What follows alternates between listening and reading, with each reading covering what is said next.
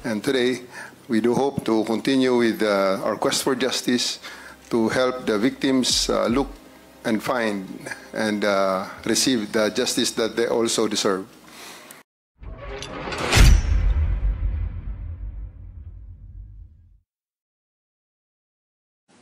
So ngayon po, dadako na po ako kay Apollo Quiboloy.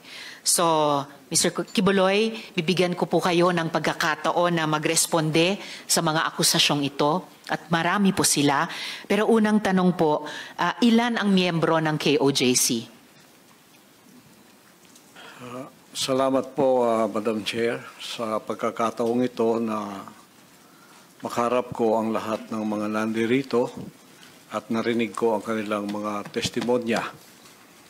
At magpasimula po tayo kay Ms. Valdehuesa.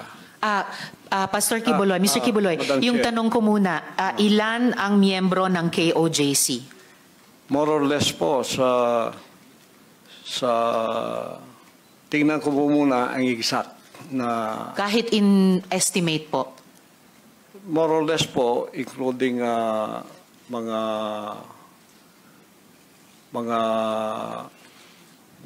partners, yung ibig sabihin ng partners, yung hindi pa membro, pero covenant partner na sila, mga more or less 7 million.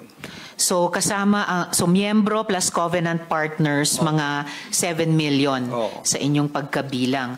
Okay, sa mga follow-up question ko po, dun sa mga testimonya ng mga victim survivors, sinexually abuse nyo ba ang mga babae at mga menor de edad? At ginamit nyo ba ang relihiyon para i-sexually abuse sila? Wala pong katotohanan yung kanilang mga sinabi. Kung meron po silang mga charges na criminal laban sa akin, malaya po silang mag-file ng kaso at doon ko haharapin at sasagutin sa tamang forum sa korte ng ating lupa tulad ng kinakaharap namin ngayon. And actually, on that matter and for the record, may at least isa sa victim survivors na dati nang naghain ng kaso sa inyo dun sa Davao, kaya lang dinismiss. Kaya inappeal nila sa Department of Justice. Yun naman pong mga testimonya ni na Ms. Valdehuesa at ni Julia, tinatanggi nyo ba ang mga testimonyang iyon? Tinatanggi ko po. Wala pong mga katotohanan yung kanilang mga sinasabi, kundi sa aking paningin ay kabaligtaran. Ngunit hinahamon ko po silang mag-file ng kaso sapagkat ito ay mga kriminal na mga allegations.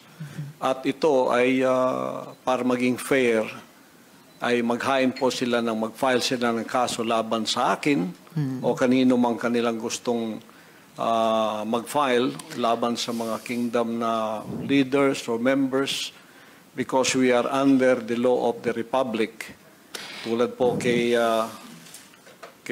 Masayon, yung kanyang sinabi. Pastor, i-interrupt ko muna kayo doon dahil tinatanong ko muna yung mga testimonya ni na Ms.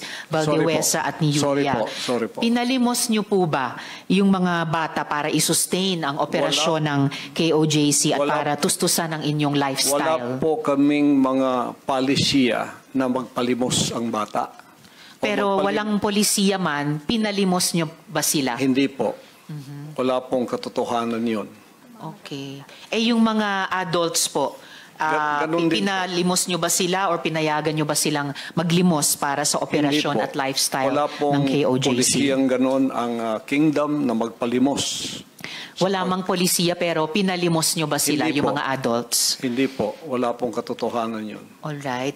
Pinayagan nyo ba yung pang-aabuso at pag-torture sa mga miyembro nyo? Halimbawa yung parusang dry fast? Hindi rin po polisiya ng kingdom ang batas ng pagparusa ng tao ay ipapasting para mamatay. Napansin ko po, lagi kayong nagre-refer sa polisiya, pero ang tinatanong ko po ay yung practice. So, pinaabuso nyo ba, pinatotorture nyo ba yung mga miyembro nyo? Pinapa-dry fast nyo ba sila? Sa freedom of religion po natin, meron tayong separation of church and state. At tulad ng sinabi ko, yung fasting ay voluntary. kung tatanggapin mo. Hindi po ipinipilit. Alright. Kayo ba yung nakaisip nung modus na piliting magpakasal yung mga miyembro nyo na hindi naman magkarelasyon para manatili sila sa ibang bansa? Sino pong nakaisip nun, nung modus na yon? Because this is under the investigation already, I invoke my right to remain silent on this issue. Alright. Quickly lang po kay Ate Gingging, yung dry fast po ba, voluntary ba ito?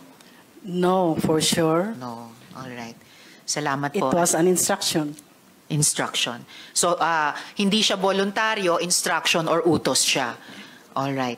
Salamat po. Mr. Kibuloy, boses nyo ba yung nasa audio file kanina, yung binabantaan mo yung si Stephanie o si Pane? Kailangan po i-authenticate kasi ngayon malakas ang AI. So pero boses nyo ba yon yung nagbabanta kay Pane o kay Stephanie? It appears na parang boses ko. Pero hindi ko po ma-authenticate kasi ngayong panahon na to malakas ang AI. At sino po si Stephanie Ibarra? Sino po si Pane? Isa po sa mga manggagawa. Manggagawa. Ano po yung relationship o relasyon nyo kay Pane o Stephanie Ibarra? Isa pong manggagawa. Isang manggagawa. Pero hindi ba totoo na kinupkup nyo siya, kinuha nyo sa inyong pag-aalaga nung siya ay 2 years old pa lamang? With this issue po kay Pane, I invoke my right din to remain silent. All right. So, pero sa pagkaalam po namin, inalagaan nyo siya nung bata pa lamang siya. So, parang naging tatay kayo ni Stephanie o Pane Ibarra. Tama po ba? I invoke my right to remain silent po sa issue na yan. Okay. Kasi sa audio file naman po, sa kabila nung sa pagkaalam ay kinupkup nyo siya nung 2 years old pa lamang, bata pa lang siya, na parang naging tatay kayo niya. Pero sa audio file, bakit parang asawa? Asawa nyo kung ituring itong si Stephanie o Pane? I invoke my right to remain silent on that issue rin po. Ngayon po, kino-confirm nyo po ba na meron kayong isang hukbo o private army sa inyong disposal? At ano po iyang tinatawag na angels of death? Yan po ay kasinungalingan at kung yan ay akusasyon, inihiling ko ang accuser na mag-file siya ng kaso laban sa akin. Okay. So, sinasabi nyo kasinungalingan yung isang hukbo na nasa inyong disposal. Opo. Pero ano naman po yung angels of death? Hindi ko po, imbento po nila yan eh. Imbento lamang. Ano ang, kanina po kasi sinabi po ni Sir Edward na yung, ano ba ito? Yung, saan na ba yung notes ko? Teka ha. Okay, Edward. Yung 2nd Metro Davao Signal Battalion ay may kaugnayan sa Task Force Davao. So, ano ang ugnayan kung mayroon ng Angels of Death dun sa DDS o Duterte Death Squad naman? Wala po akong personal knowledge niyan, so I invoke my right to remain silent on that issue also. All right. Tapos, pwede nyo bang ibahagi sa amin, mula sa perspektiba nyo, yung detalye ng law enforcement kung papaano nakuha nila ang kustodiya sa inyo? Pakiulit po. Mula sa inyong pananaw at karanasan, paano pong nakustodiya kayo sa kamay ng gobyerno, ng ating law enforcement agencies? With that issue po, I also invoke my right to remain silent. All right. Sige. Bago po ako dumako naman kina General Torre, meron po akong IFA flash dito po sa ating monitor. Panoorin natin lahat, pati ninyo, Mr. Kibuloy.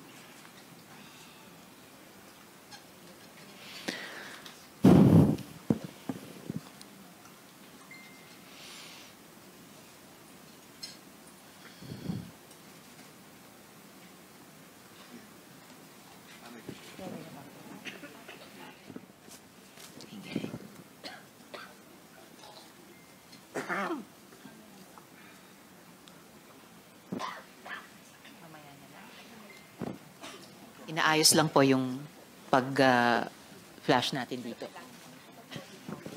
Naglalag lamang po pero andito na dito sa gilid.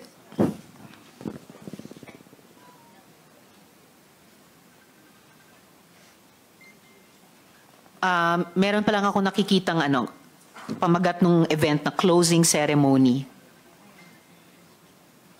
Okay. Welcome, closing ceremony. Military orientation training. Baka ito yung binanggit ni Edward kanina na ganitong klaseng training ng mga paaru na nasa 2nd Metro Davao Signal Battalion na may kinalaman sa Task Force Davao, yung paaru sa ilalim ng 11 RCDG or yung 1105th Community Defense Center. Okay. Edward, alam niyo ba itong closing ceremonies ng military orientation training na to? Madam Chair, una sa lahat, correct ko lang po yung TF Davao, separate po yun, iba yun. Opo. Unang training po yun ng batch ng worker. Okay. Pero lately, naging pumasok na sila sa Paaro. Yun yung national. Separate po yung Task Force Davao sa Paaro. Yung Paaro nag-start 2015 po, Okay. 2nd Signal Battalion. Okay. Yan po yung mga lately na yan na mga batch ng mga ng mga training po. Kasi hindi lang naman sa aming batch 2015 yung may training eh. Every year nag-help po ng training. Kung mapapansin niyo po, pagkakaalam ko hindi pa Brigadier General po si Buloy nung time na yan, nung time namin. Parang bago lang ata yan naging Brigadier General sa reserve unit. Yes, na nakikita natin sa litrato na natakpan lang ng pagbilog sa kanila pero BGen, Pastor Apollo C, na I suppose Quiboloy. Apo. Pwede nyo bang i-confirm ito, Mr. Quiboloy?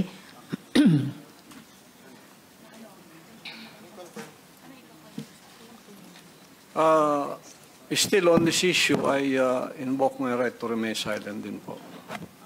Okay.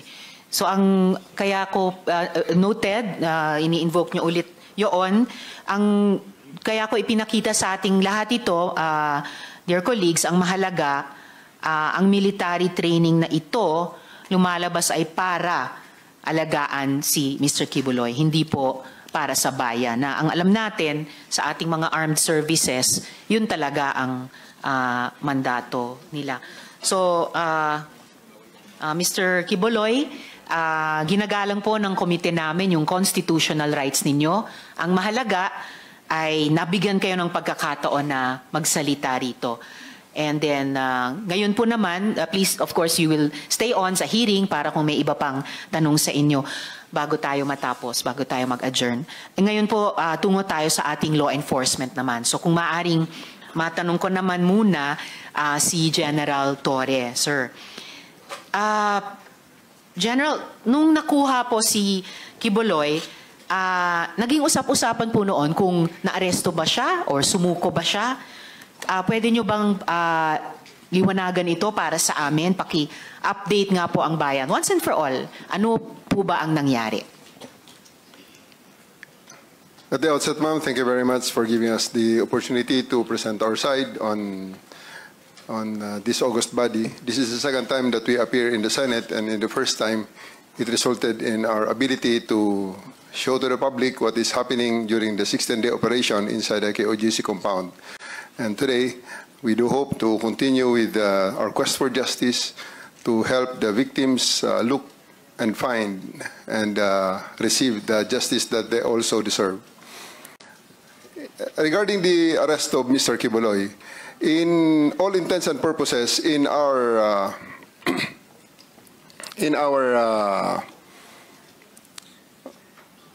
whole operations, he is arrested because he submitted himself to my representative because he has no other options other than submit himself to the custody of the law. Because whether he like it or not, he has no other options during the time. Because I have 4,500 people around him inside this compound, and 1,200 is concentrated on the 2 buildings that he has control of. On the part that he is saying that he voluntarily surrendered, it is just on the colloquial and the popular term of this term surrender, because he has no other option. Again, I will stress on that, because all the other units there that provided us with assistance only provided prisoner transport from the place he is arrested to the place where he is detained. So that's I think the synopsis of everything that transpired during that day on September 8th, when he took custody of him to make him answerable to the crimes that he is charged of in various courts in the Philippines. Salamat po, General. And bilang isang sibilyan, isang mambabatas, naiintindihan ko na anuman yung colloquial or popular term na gamitin, ang outcome ay nasa kamay na siya ng ating mga otoridad dahil sa environment na na-create nyo on the ground, no? Kasama itong 4,500 personnel nyo, na yung 1,200 ay dun lamang nakakonsentrate sa dalawang building kung saan siya tumagal, no, ng ilang mga Yes, mga ma'am. araw. I Yes, General. I do believe that the term surrender and arrest is being debated upon. Well, I do believe that the camp of Mr. Kibuloy would like to model the issue on the term the surrender and arrested, because it has great bearing on the criminal case that they are facing, ma'am. So they can use the voluntary surrender term as part of their maybe their defense for and prayer for leniency and cite it as a mitigating circumstance. However, it is not the case, and it was never the case in this situation, ma'am. Well, in any case po, General, tulad ng nagtiwala kami sa PNP na sa tulong ng ibang mga other units na nag-a-assist ay mapapasakamay nyo rin si Mr. Kibuloy, may tiwala rin ang komite ngayon sa Department of Justice na ma-handle alang-alang sa mga victim survivors at alang-alang sa ating bayan yung mga kaso ni Kibuloy. General, ang sabi niyo po ay may mga continuing crimes na nagaganap sa loob ng KOJC compound. At sabi niyo po na may mga iba pang mga biktima na gusto ng PNP pang sagipin. So, pwede po ba kayong mag-elaborate tungkol dito? As of the moment, ma'am, we are partnering with the Department of Justice in building up other cases to be filed against Apollo Kibuloy and his cohorts, his companions.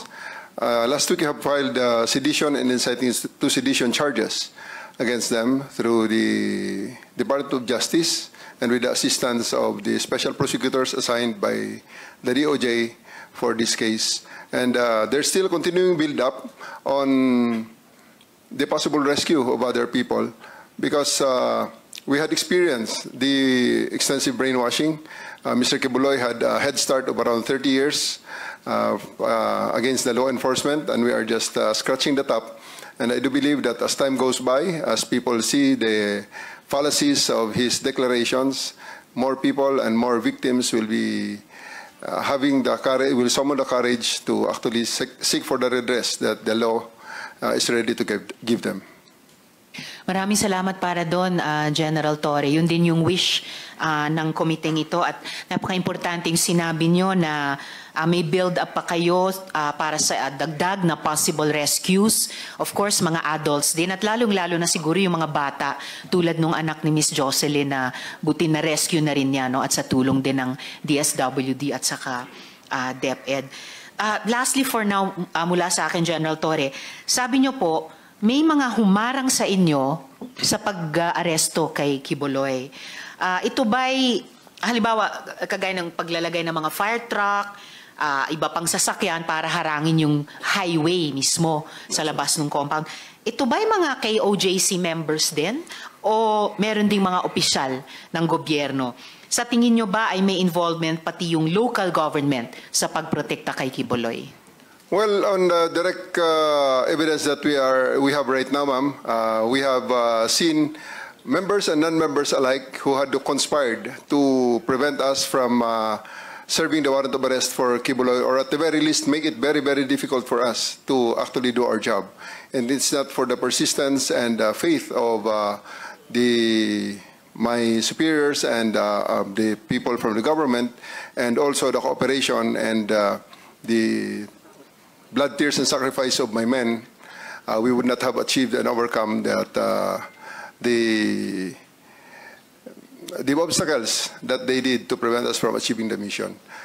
We had experienced roadblock after roadblocks, and and the pressures, especially considering that the compound is very large and the only coverage that we have there is the SMNI, to which we are actually asking YouTube to take down, considering that it's being used to protect a fugitive not only from the Philippines, but also a fugitive of the laws of the United States.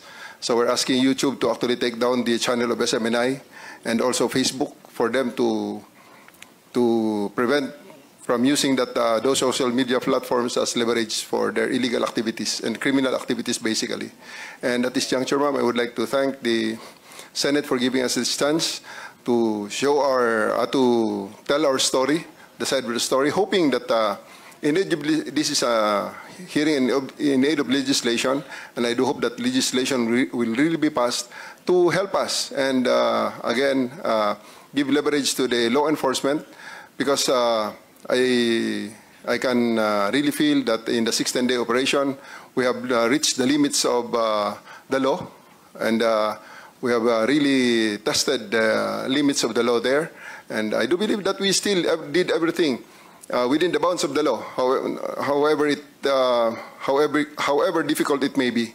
And I do believe that it's time that we also try to adjust the law in the hope that it will be more responsive to the needs of the time, because if we only listen to all those telling us that, especially the lawyers of Apollo Kibuloy, telling us that we are doing things illegally because for 16 days we stay there without a search warrant, citing that the use of the warrant of arrest as basis of our search, and stay there in the compound, which I believe that they are wrong, really gave us this sometimes this sense of doubting ourselves, especially that the propaganda day in and day out is hitting us left and right. And I do thank that this opportunity comes, because if we don't adjust and make the law more responsive to the current times, it will create a situation where some people will be definitely beyond the reach of the law. Because if we are not that persistent, Mr. Kibuloy will still be out there laughing at us and just telling everything that things that he wants to say, because he will be he will be always out of the reach of the law. So thank you very much, ma'am, for giving us this opportunity to be part of the crafting of more responsive legislation, so that we can be better and more effective in our law enforcement and in the assistance and in the implementation of the processes of the laws of the land. Thank you, ma'am. Thank you also, General. And in fact, hindi lang ang Senado, pero iba pang mga institusyon at organisasyon ay nagpahayag ng suporta sa inyong law enforcement operation ng mga linggong iyon. Halimbawa, yung Integrated Bar of the Philippines, Davao.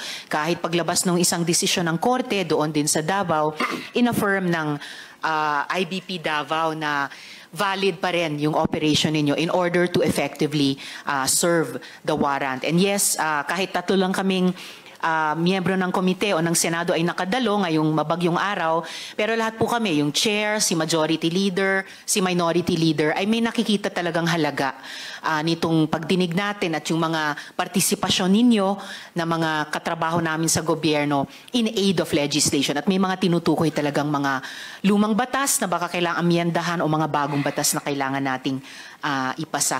Lastly, General Torre, for now from the chair, ang CIDG po ba tumitingin na rin sa alleged killings na allegedly iniutos ni Kibuloy? Yes, ma'am. Given the chance, we will be presenting the results of our initial investigation. For the past 1 month that I'm designated as head of the CIDG, I continued what I started in Region 11, and we are ready to present to this August body and to the public the link analysis and diagram that we had prepared with the accounting of the personalities, including the incidents, including those that were mentioned by the witnesses who spoke before me, ma'am. I see. General, prepared ba kayo maghain ng ganitong kahit broad strokes kung ano yung pinaka-importanteng mga initial results ng inyong investigasyon nitong nakaraang buwan, pati yung link analysis, or ano ba yung maaari nyo nang at pwede nang ibahagi sa komite?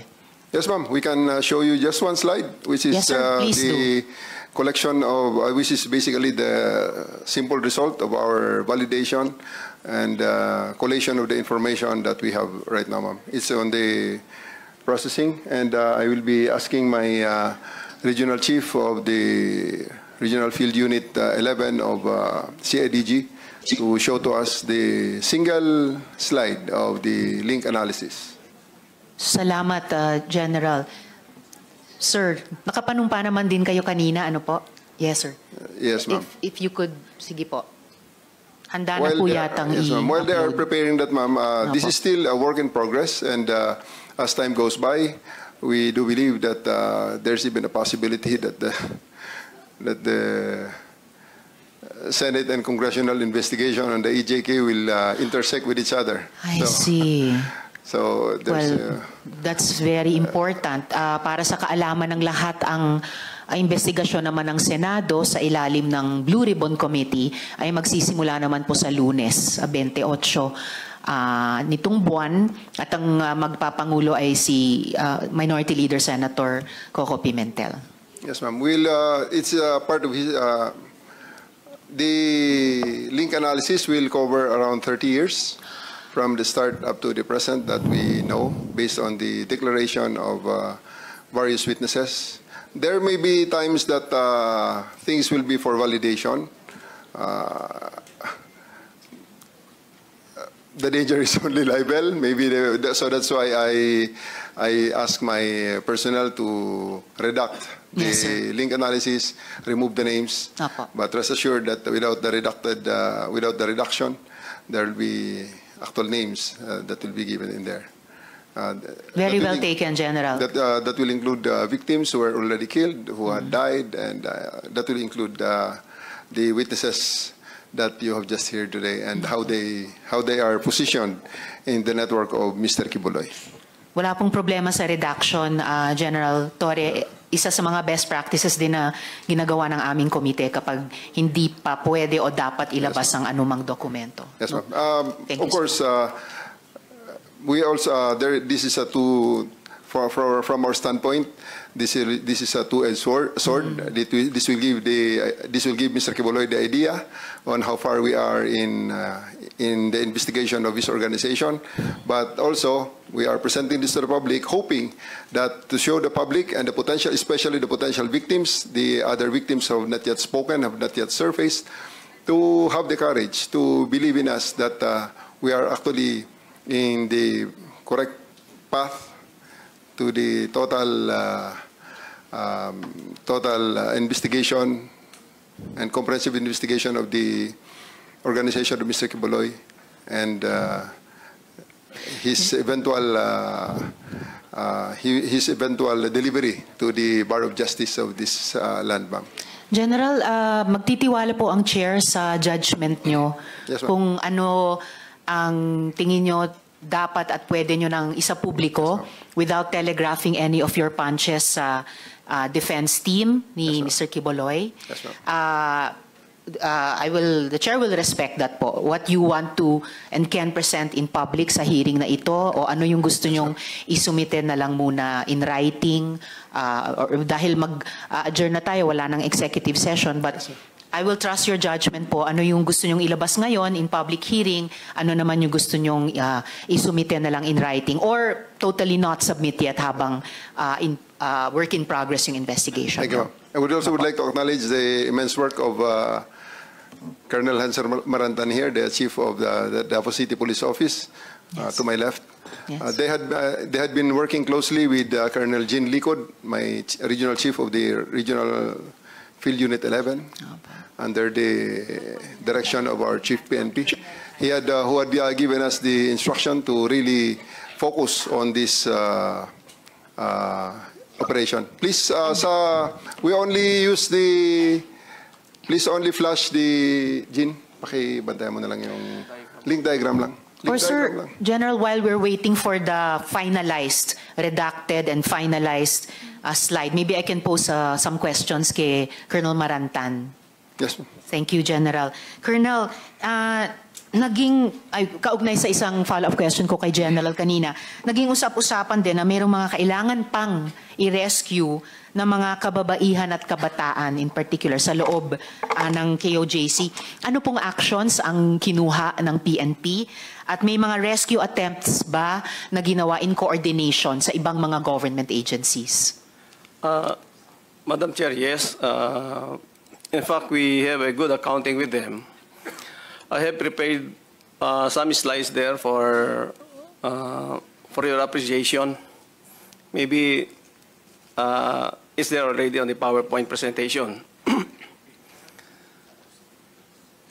Or baka, Colonel, pwede nating ipakita yung 3 slides nun kasabay or pagkatapos nung iisang slide, yung finalized and redacted na link analysis. So kung pwede, magpatuloy lang muna yung verbal na pagtatanong ng chair sa inyo. Yes, Madam Chair. Salamat, Colonel.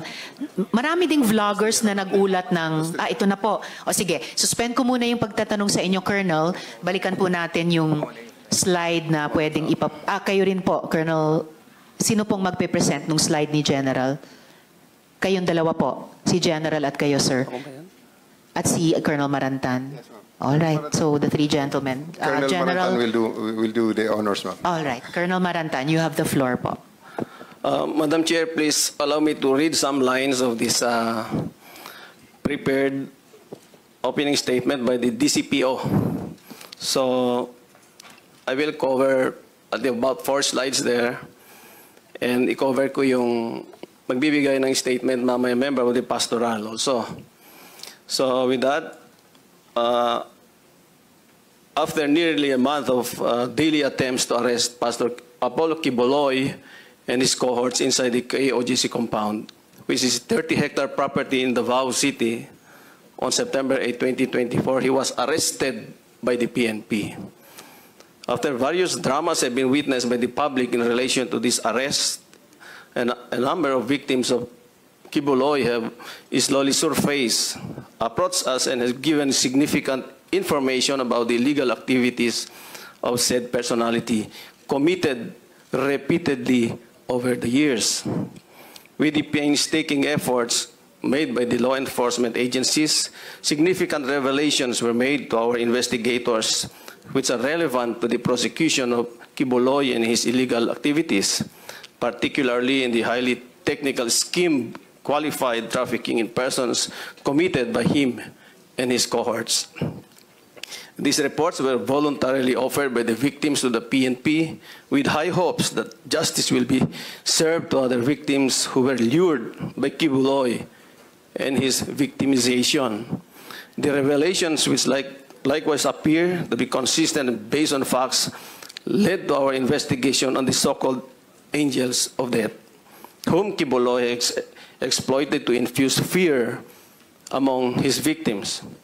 As we speak, the PNP, with the constant collaboration with different units, are working together to complete the picture of the dynamics of Quiboloy's illegal activities perpetrated over the years. Today, we will also be hearing corroborative statements from one of the victims whose youth have been robbed because of his illegal scheme. With our goal to help this committee identify loopholes and room for improvements for the Republic Act 10364 or the expanded anti-trafficking law and other related laws, it is likewise our end goal to build up airtight cases that could lead to the successful prosecution of cases against him and cohorts. Today, Madam Chair, we are ready to answer questions to help this committee craft legislations as may be necessary. But before that, may I show you some of these slides, whom I know is pertinent to the topic at bar. Next slide, please.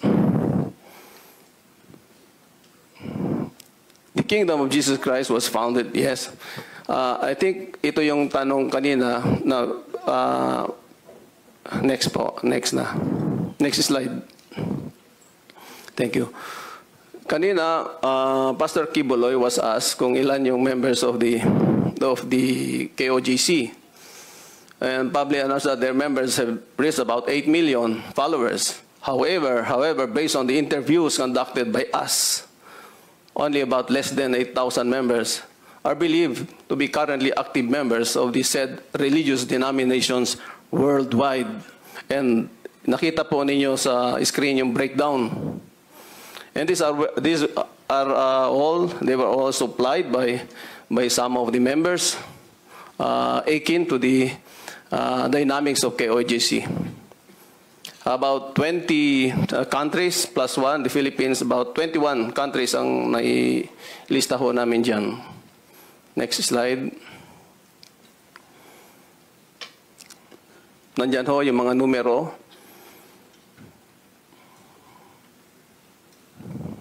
Next slide. Ito yung simplified projection of the tip scheme of Pastor Kibuloy. First on the recruitment and then the grooming. Doon sa grooming, there will be separation kung sino ang prospect nila na maging subject of the sexual exploitation. Doon naman hindi mag-qualify, doon sa standard, pupunta sa ordinary miracle worker for the forced labor eventually. Next slide. Kanina we were talking about the difference between the lifestyle of the pastoral and members of the simple workers. Next slide. Just please return to one of the... Yes, General Torre. If, baka makalimutan na ni Colonel Marantan. This room is the bedroom of Mr. Kibuloy in the Bible school. Bible school. And there is a bedroom, something like that, looks something like that. With the twin, the lower right corner is the twin tub jacuzzi. Jacuzzi for 2 persons. Thank you. And taken from the narrative of the pastorals, Yes, Colonel Marantan. this is where the sexual exploitation oftentimes is being perpetrated. Next slide. Yan po yung difference na sinasabi kanina ng mga kasama natin ng mga resource speakers.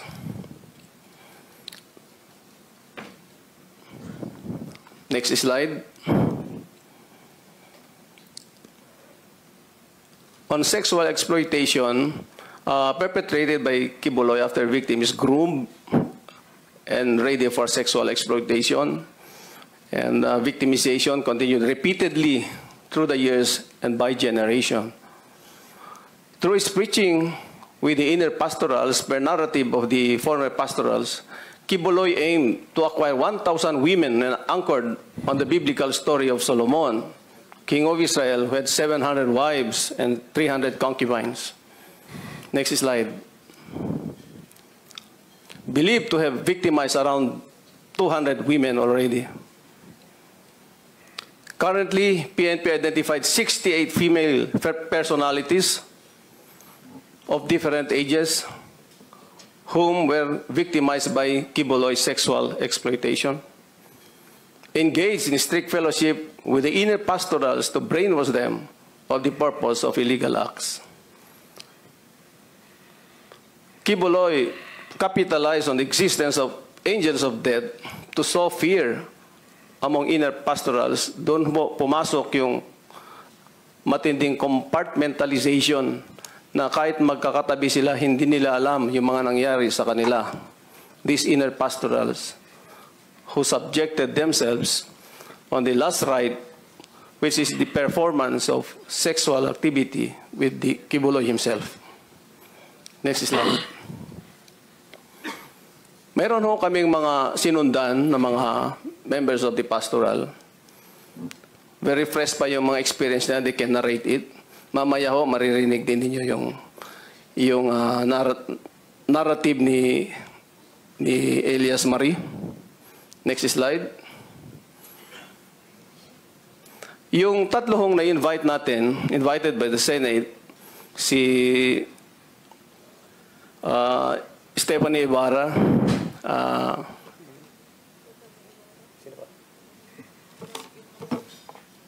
and three of them, pwedeng i-refer ko lang. Si Olive Campo and Jack Holtz ay hindi ho nag-respond sa invitation by the Senate. Pinapakita ho namin sa inyo ang due diligence performed by the members of the DCPO. Pero apparently, they did not heed to the invitation of the Senate, especially Stephanie Ibarra. Next slide. Yan po yung mga efforts. Every day, pumupunta yung mga policemen natin doon sa alam ng mga address nila. Next slide. On the way forward, there's an investigation on the land grabbing issues at Barangay Tamayong, on the house of Kibuloy in Garden of Eden, Barangay Tamayong. Next slide. Oftentimes, naipalabas naman ho yung mga photos na ito. Financial investigation on possible money laundering case committed by Kibuloy and KOJC. Investigation on possible tax evasion committed by KOJC and other proprietary businesses owned by KOJC. Investigation on the legality of operations of schools and other business entitled entities owned by KOJC. And the investigation on the involvement of other foundations utilized by KOJC in the operations. Next slide. And with that, Madam Chair, I think the Elias Marie is ready to narrate her ordeal inside the KOJC compound for 10 years. Maraming salamat, Colonel Marantan. At bago ko tawagin si Elias Marie, well, salamat dun sa presentation nyo rin on ways forward. Ganun ko rin gustong i-adjourn itong hearing mamaya on the ways forward, both dun sa mga investigations and dun sa rehabilitation ng mga victim survivors. One quick follow-up question, Colonel, bago ko i-recognize si Elias Marie. Ano po yung alam ninyo ng PNP o natuklasan sa Angels of Death? Na-identify nyo po ba ang mga miyembro ng grupong ito? At saka, meron bang mga government officials o workers na involved sa grupong iyon? Ikaw sasagot. Ma'am, that will be the contents General of the contents of our link diagram that will be presented later on. All right, and thank you, General. also, ma'am, maybe it's just hindi lang na-mention ni Colonel Marantan, the investigation has already extended up to out of the country. Colonel Marantan has just arrived from Europe, from Austria in particular, interviewing the pastorals that are already based there. So the investigation is not only limited in the Philippines now. We had already sent agents, and we thank the PNP, our Chief PNP, General Marbil, for supporting us and to go sending officers actually as far as Austria to conduct the investigation. Thank you. Salamat din, General Torre. Mukhang na-upload na yung slide ng link analysis. Gusto nyo bang ipresenta yung pinaka-importanting aspects nito bago ko i-recognize si Elias Marie? I'll give you the opportunity, ma'am, if you will allow us, I'll give the opportunity to Colonel Jean Licod, the Regional Field Unit Chief of CIDG Region 11 based in Davao City. Right, salamat, General. Colonel Licod, you have the floor po to present the highlights nitong slide. To the Chairman, Madam Risa Ontiveros, ma'am, good afternoon. The other members of the Senate and, of course, the distinguished visitors. Good afternoon to everybody. The presentation that I will be making this afternoon is just to support whether or not there is an existence of angels of death. So, if you don't mind, if we could just go back just a little bit to the background, ma'am, so that I can read. Please proceed, Colonel.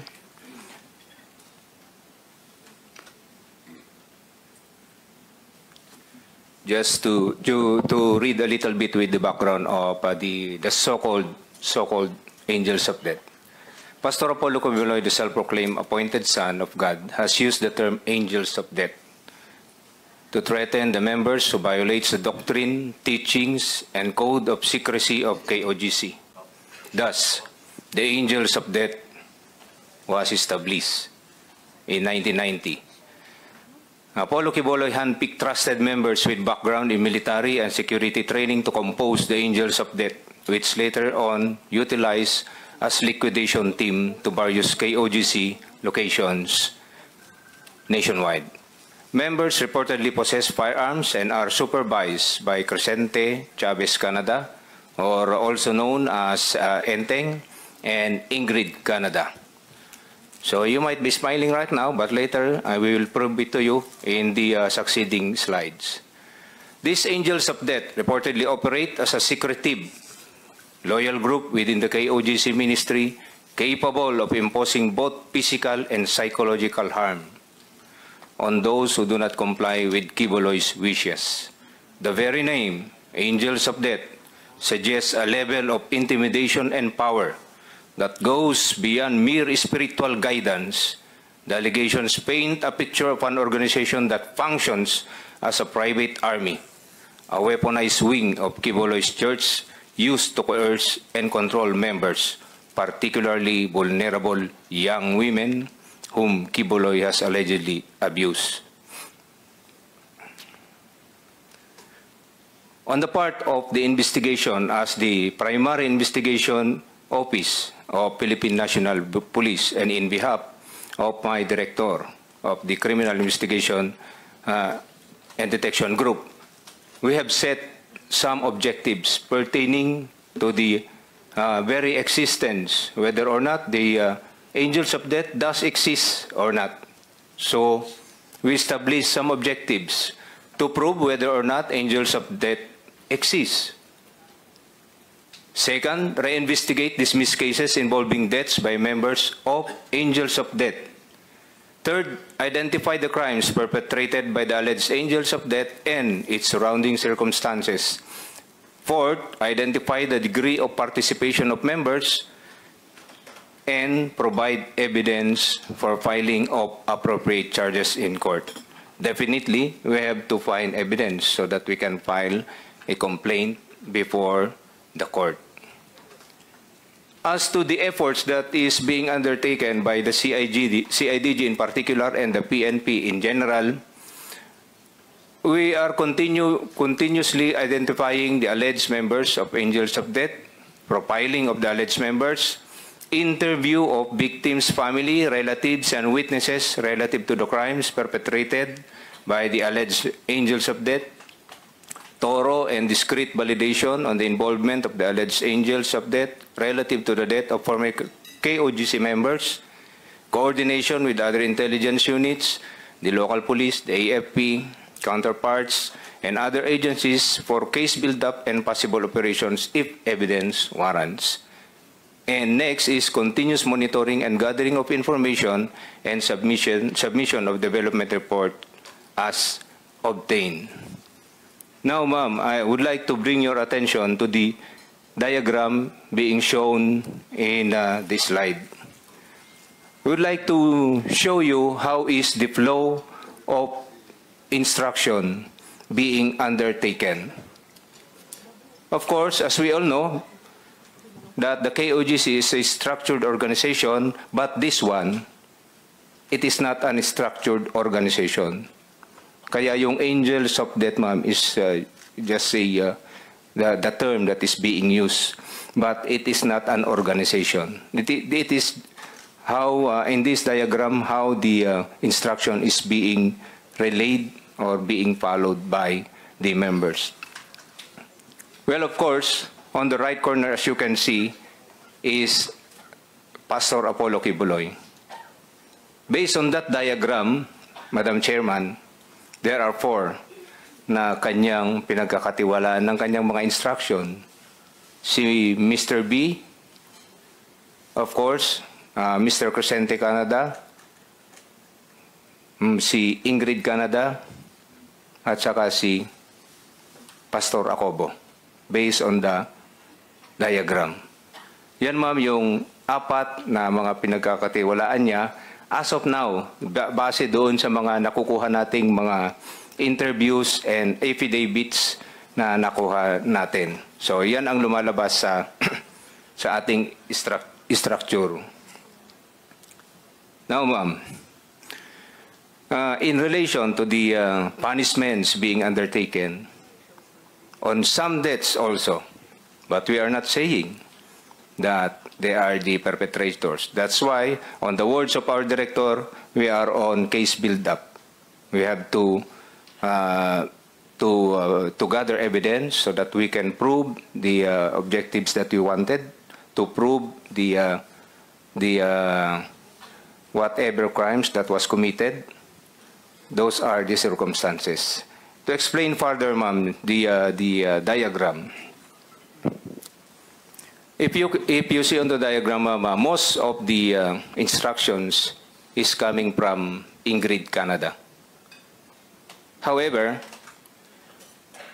if you look into the diagram, dotted lines po siya, ma'am. So meaning, she gives the instruction. However, they need confirmation from Crescente Canada.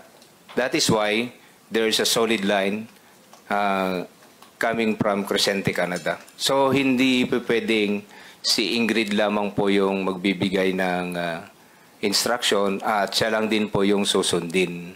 So, manggagaling, i-confirm din po nung mga 1 to 12 na yan and more kay Crescente Canada.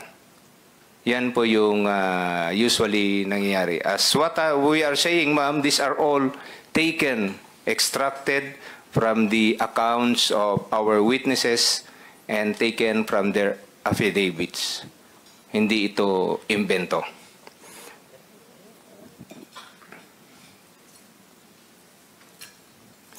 All others, ma'am, yung mga nandyan, ma'am, yung mga nakapula po dyan, ma'am, if you look into that. So, yan ma'am, yung mga ongoing investigation po natin, yung mga tinakpan po natin na ABC, yan ay mga witnesses po natin, ma'am.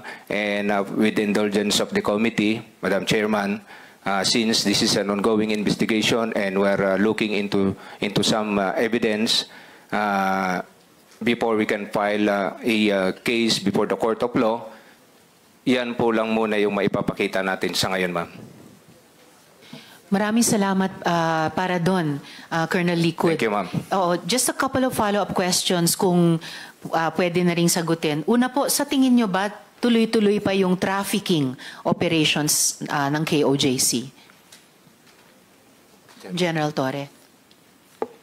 Based on our assessment, ma'am, yes.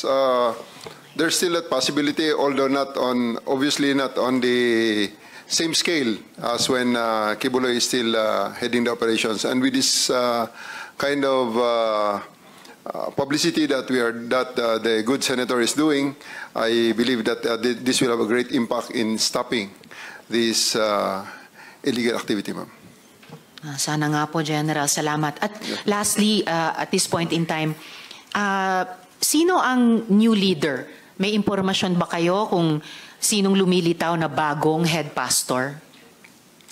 As of the moment, ma'am, based on that link diagram, ma'am, you can see there on the upper right corner, Mr. Marlon Acobo.